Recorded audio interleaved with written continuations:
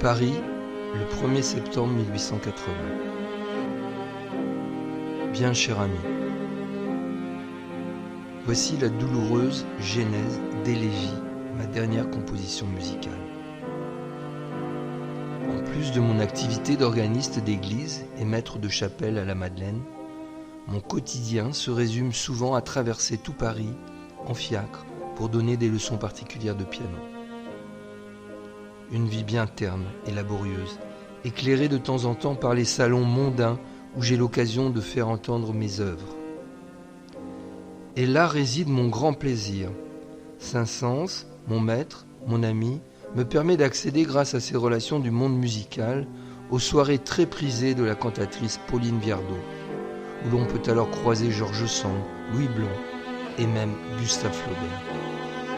Ces soirs-là, je porte nœud papillon et veste de scène à boutons dorés. Mon caractère jovial et cet incurable accent de l'Ariège attirent vite la sympathie de tous, celle des Viardot en particulier. Dans les salons, je suis au piano pour faire entendre mes propres mélodies.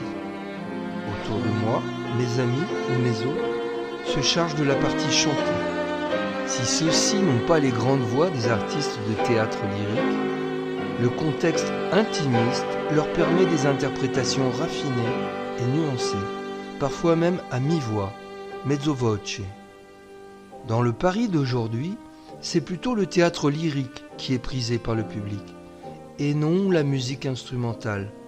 Elle est jugée trop classique, voire romantique, et donc trop académique. Camille Saint-Saëns souhaite inverser la tendance et renouveler la musique instrumentale française.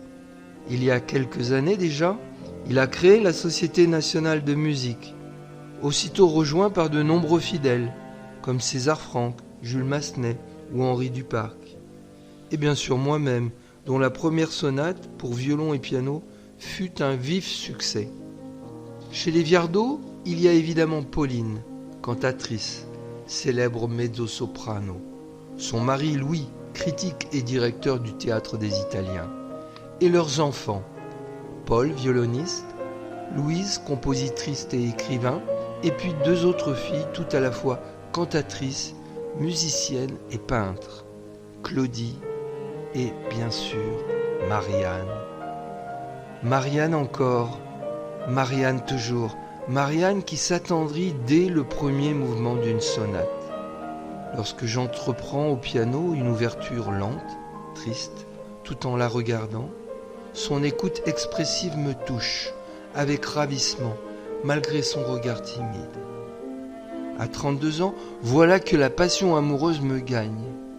L'émotion devient subitement adoration, flamme et folie. Alors, dès notre deuxième rencontre, je lui demande sa main. Elle accepte. S'ensuit une forte et tumultueuse période d'excitation, de fièvre, d'attente, de jubilation, où la vie et la musique se jouent en un seul et même mouvement, syncopé, évanescent et fragile. Marianne s'effraie. Ma candeur l'a-t-elle bousculée ?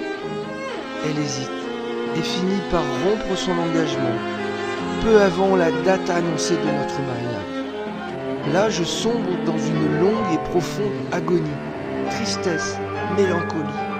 Le désespoir me conduit à composer Élégie, une œuvre pour violoncelle et piano. Je joins à ce courrier la partition. Lis et joue, mon ami. Tu comprendras ce que trop aimer veut dire. Bien à toi.